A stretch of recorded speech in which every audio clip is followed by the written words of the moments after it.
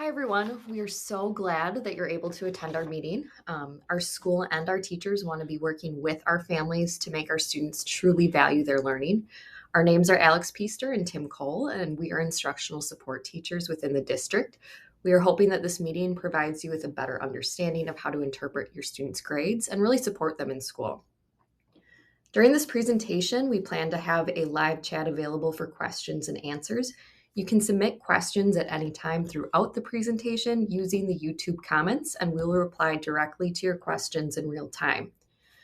When writing your questions, we ask that you avoid naming specific teachers, specific students, and keep your questions respectful. This shift is new for most of our educators, and change is always hard initially. We're learning a lot this year, and your questions are helpful for us to get better. You may be asking, what sparked this change? First of all, students do not learn the same way they did 50, 10, or even 5 years ago. As our students have changed drastically over the last few years, our assessments haven't changed, and the engagement and success of our students has been declining. This will not be a change in grading practices as much as it will be a change in teaching practices. Grades were often subjective and included measures unrelated to specific learning targets like extra credit and turning in late work, and could possibly include teacher bias. Busy work and meaningless tasks were often part of the grade and sometimes used as punishment, and assessment was different in every class and every school.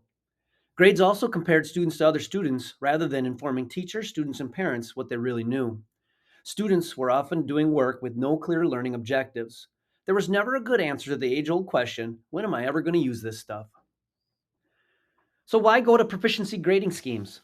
First of all, parents and students will be able to see which skills have been mastered and what learning skills still need to happen to meet end of the unit and end of the year expectations.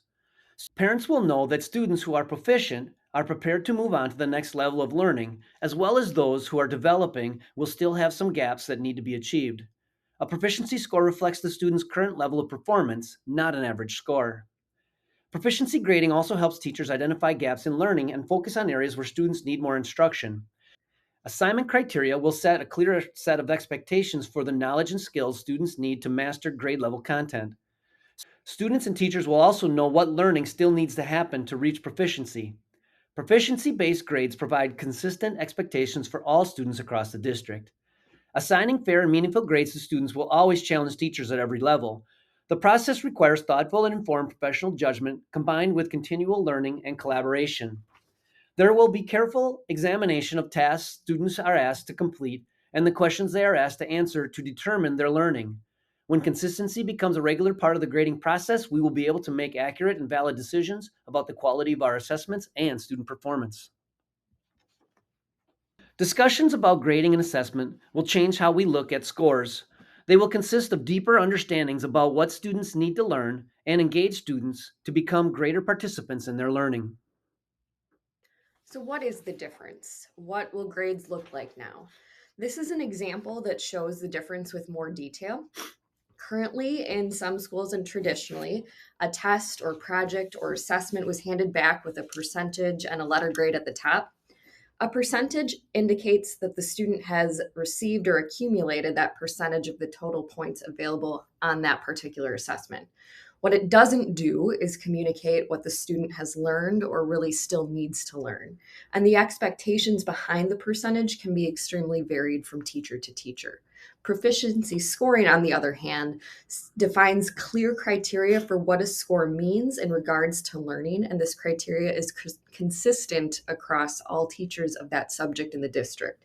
Teachers will be communicating to students and families the learning targets as well as the criteria needed to reach their journey towards mastery of the unit or course.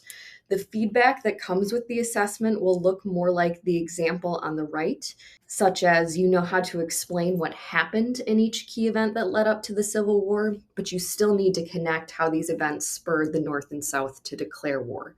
Grades will be more like a narrative than just a number or letter. Kids will see what targets they need to meet so they can actually meet them. And families will want to look for the feedback behind the proficiency scores that they will see. How many of you remember hoping that when your schedules came out, you would get the easy teacher? We all knew which teachers would give an easy A, as well as which teachers had those really hard expectations. I remember my dad always told me a story about how a teacher gave him a B just for being the only boy in his class. There are so many issues with the grading most of us were used to when we went to school. And as educators, we are recognizing those problems and really trying to solve them. Traditional grading has so many levels that it makes it hard to maintain consistency for each of those levels. And often, effort and completion, along with behaviors, get factored into an academic grade, which really muddies what our grades are meant to communicate. We want our grades to really be an objective reflection of what a student actually knows and can do, not a reflection of behavioral, personal, or socioeconomic characteristics. And we determine what they need to know and do in each course at each grade level by the academic standards set by our state. And we do this really by ensuring that our grades are consistent. So learning is not reflective of which teacher a student receives. It is accurate. It's really showing what do our students know, what can they do, and where do they need to grow. It's learning focused so that students are motivated by what they still need to learn and they see value in how that learning helps them to achieve success, and they're meaningful. So our systems communicate useful information that our students and families use. So, what will assessments look like? Parents are going to want to look for the formative and summative assessments within Canvas to get the complete story of learning in each course. Formative assessments are made up of daily tasks, coursework, assignments, group work that help students practice the skills needed to learn the content. They also help teachers adjust their instruction to determine if students are ready to move forward or if they need more time. They are not part of the overall score because students learn differently and the path to proficiency may look different for each student in the class. We want to stress, though, that formative assessments are critical in helping students achieve proficiency or mastery in the course. We want to communicate the value of that practice to our students. It is really important for students to try their best so the teachers know how they can best support them. Summative assessments are a collection of all the evidence gathered during the unit and then summarized to show students and parents what was learned. Summative assessments are often projects, pieces of writing, presentations, and exams, but can also include smaller assessments of learning when the teacher feels that enough practice has been provided. These assessments are how we will produce the overall score in the course. Remember that the single score in the course, though, will not tell the complete story of learning. Students and parents will want to look at the formative assessments to see where any shortcomings have occurred. So we've been using this term mastery a lot, but what does mastery actually mean? This slide is an example of mastery of a course standard in one of our tech and engineering classes. Notice when you're looking at this example, there's a lot that students need to know and demonstrate to show that they've mastered or achieved proficiency within this standard. So there's a lot of formative learning opportunities that need to occur before this standard can be summatively assessed and impact a student's score. When we develop the curriculum for our courses, we start with understanding what this end goal of mastery looks like, and then we determine what is all of the learning that needs to happen for our students to reach that mastery. The state and our nation actually provides us with criteria for what students need to know and be able to do by the end of our courses, which is found in our state standards documents. A proficient score on a formative opportunity or a summative assessment is going to tell you one of the following things. One, that your student has achieved the grade level expectation or mastery of a learning goal essential for achieving mastery of a standard. Or two, they have achieved mastery of the entire standard. Proficient is what we want to see when students are achieving at the highest level for their grade level. And proficient should be challenging for students. We want our students to achieve at high levels and leave middle school with a complex skill set that allows them to succeed in and beyond our walls. Many students and families have been asking about advanced scores.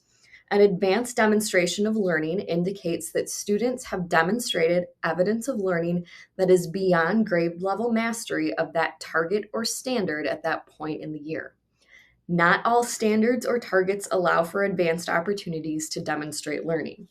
If the standard is to demonstrate safe and proper use of lab equipment, a student is either safe or they are not. There is no advanced way to be safe. This is especially true for many of our math standards. Some problems and tasks do not allow students to demonstrate advanced knowledge and skills. Your teachers are working to build in advanced opportunities for your students, which are optional if a student wants to prove advanced skills. They are notifying students when these opportunities are available. Know that advanced opportunities will and should be challenging and complex because they are outside of the curriculum for the grade level. Families should not be concerned, and your students should not feel discouraged if they receive developing or beginning. If all kids walked into school proficient and advanced in seventh grade, eighth grade, sixth grade standards, then they would not need us or school. We are all still developing in so many aspects of life, and we're trying to build a culture of learning. So, yes, your student may not have got it yet. When students receive developing or beginning scores, these scores are paired with written or verbal feedback that clearly articulates what students still need to work on to achieve mastery. Please encourage your students to use the feedback and reach out to their teachers. All middle schools in the Oshkosh School District have moved to proficiency scoring. So when progress reports come out in Infinite Campus, many teachers will be using the comment for parents, please log into Canvas to see more details about your child's score. That means parents will want to become a parent observer in Canvas in order to interpret grades that will be posted in Infinite Campus. Unlike the elementary schools, middle schools in Oshkosh use Canvas as their learning management system and their grade book, so assessment details can be seen under Canvas grades. The Canvas phone app is a nice tool to have when it comes to keeping track of student learning. Once you become a Canvas parent observer, all of your child's courses will show on the app homepage. Parents will see a proficiency score for the course. It is recommended that parents click into the course to look at the formative assessments that led to the course proficiency level. Remember, it is those formative assessments that will tell the story of learning and any learning that still may have to happen. When parents become a Canvas parent observer, using a laptop or desktop will give a more detailed perspective of the course, similar to what students have in Canvas. Just like the phone app, parents will want to click into a course tile to view the contents of the course. They want to see the agendas for the daily work and then also view feedback and scores on formative and summative assessments. Let's take a look inside Canvas and see what it looks like for parents and students and how they can interpret the grades that are being given in the course. The student view and parent view will be exactly the same. On the Canvas homepage, you will notice the tiles for each course. If you open up a course tile, you will see the course homepage and many times the agenda of what's due or what's expected for each day. It's the grades tab on the left-hand side is where you want to get the story of learning for the unit or the semester. So click on grades. When you open up to grades, you will see a list of all the assignments given, formative and summative, throughout the semester. This is where the story is told of how your child is doing in the course. In the upper right-hand corner, you will see an overall proficiency for everything that was completed. The proficiency is what you want to pay attention to for the story. The percentage does not give the information needed to let you know how your child is doing in the semester. After noticing the proficiency for the course, you may want to go into the assignment list and look for the summative assessment. It's the summative assessment that gives the proficiency level for the course. The formative assessments are used to give the teacher information as to how the student is doing before they get to the summative assessment. Oftentimes, these formative assessments help the teacher give feedback to the students and adjust instruction to help them prepare for the summative assessment coming up. If you want to look at the feedback and how the students did on these formative assessments, on the right-hand side here, you can click on the rubric to get details as to what is proficient for these assignments. If you look on the right-hand side, you can also get feedback from the teacher to the students in the form of video or text. If you need to see the assignment, what you want to do is you can click on the assignment itself, and what will show up is any submission that the students may have given. Now, not every assignment has a submission. The assignment details, though, are up here in the title of the assignment. And once you get the assignment, you can see what was expected for success criteria and what the directions were for the student to complete the task at a proficient level. The purpose of the report card is to communicate with parents, guardians, and students about the progress towards grade level standards. It identifies current levels of proficiency, areas of strength, and areas where improvement is needed. Parents will need to look beyond the proficiency level reported in Infinite Campus and look closely at the specific assignment proficiencies. The rubrics, the feedback, and the assignment details will all have the information needed as to what the expectations are for the assignment and the learning target. So, what do you do if you have questions about what you're seeing in Canvas? Who can you call? Once you are a Canvas observer, there are resource links on every course homepage for parent observers as well as students. These links provide the most helpful details when it comes to parents wanting to navigate Canvas, set notifications, or maybe add more students to their observer account. The Help tab on the left-hand menu is also a link to Canvas guides that contain a lot of details to answer any questions about Canvas itself. It is fair to ask teachers about details that led to the overall proficiency score that you are seeing. Remember that the summative assessments are the activities to look for in each course. They are the ones that push out a proficiency score to the summary in Canvas and Infinite Campus. Don't neglect to look at the formative assessments as well. They will show the patterns that may have led to the summative assessment score. If you have questions about developing scores, you'll want to go into Canvas and look at the assignment details. See what the criteria was to be proficient. We encourage you to reach out to teachers if you want more information about your students' performance. We truly want students to be invested in their learning, and we are working hard to include your students in the process of their learning. If you have questions, ask your student about what the expectations were on an assignment, how they received the feedback, and what they need to do to grow, and where they can go in Canvas to find more details. When we start asking our students questions about their learning, we start increasing their investment in their learning. Plus, our students learn a lot from reflecting on their own performance.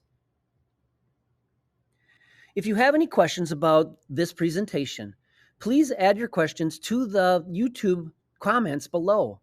We will try to respond to the comments as they come in this afternoon. If you have any questions beyond this video, please reach out to the school or the teacher. We want all parents to be comfortable with the new proficiency grading system and how they can view assessments in Canvas and help their students at home reach the best proficiencies possible. Thank you for watching.